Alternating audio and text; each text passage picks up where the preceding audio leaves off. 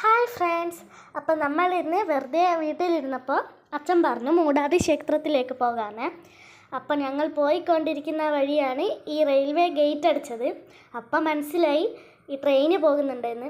അല്ലെങ്കിലും എനിക്ക് ട്രെയിനിൽ ഇതുവരെയായിട്ടും കയറാത്തതുകൊണ്ട് ഭയങ്കര ഇഷ്ടമാണ്. അപ്പോൾ ഇവിടേക്ക് വരുമ്പോൾ ആദ്യം നമ്മൾ ഇതുപോലത്തെ കുളത്തിലൊക്കെ മുങ്ങിക്കുളിക്കണം. അതിനുശേഷം ബലിയിടുന്നൊരു അമ്പലമായതുകൊണ്ട് മുങ്ങിക്കുളിച്ച് നേരെ ബലിയിടാനുള്ള സ്ഥലത്തേക്ക് പോകണേ. നിങ്ങളിപ്പോൾ കണ്ടുകൊണ്ടിരിക്കുന്ന പുഴയിലുള്ള സംഭവം ഈ കുഞ്ഞു കുഞ്ഞു സംഭവമൊക്കെ മീനുകളാണ്. ഇവിടെയുള്ള പുഴയുടെ നമ്മൾ അമ്പലത്തിൻ്റെ നേരെ മുമ്പിലായിട്ട് തന്നെയുണ്ട് ഒരു കടൽ. അപ്പോൾ ഇത് വളരെ മനോഹരമായ ഒരു കടൽ തന്നെയാണെന്നാണ് പറയുന്നത്. കാരണം നമുക്ക് എത്ര പോയാലും മതിയാവാത്തതും എത്ര കണ്ടാലും മതിയാവാത്തതുമായ ഒരു സ്ഥലം കൂടിയാണ് ഈ ഒരു അമ്പലം. പിന്നെ ഇവിടുന്ന് രാവിലെ നമുക്ക് കുറച്ച് ഭക്ഷണമൊക്കെ കിട്ടി. അതൊക്കെ കഴിച്ചിട്ടാണ് നമ്മൾ ഇങ്ങോട്ട് കടൽ കാണാൻ വേണ്ടി വന്നത്.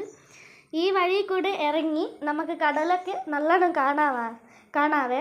അപ്പോൾ പാറക്കെട്ടുകൾ ആണ് ഇവിടെയൊക്കെ ഉള്ളത്. ഈ നല്ലോണം മഴ പെയ്യുന്ന സമയത്തൊക്കെ ഈ വെള്ളമൊക്കെ ഇങ്ങോട്ടേക്ക് അടിച്ചു കയറുമെന്നാണ് തോന്നുന്നത്. അത്രയ്ക്കും വലിയ വെള്ളമൊന്നും ഇപ്പം ഇല്ല, എന്നാലും നല്ലോണം വരും.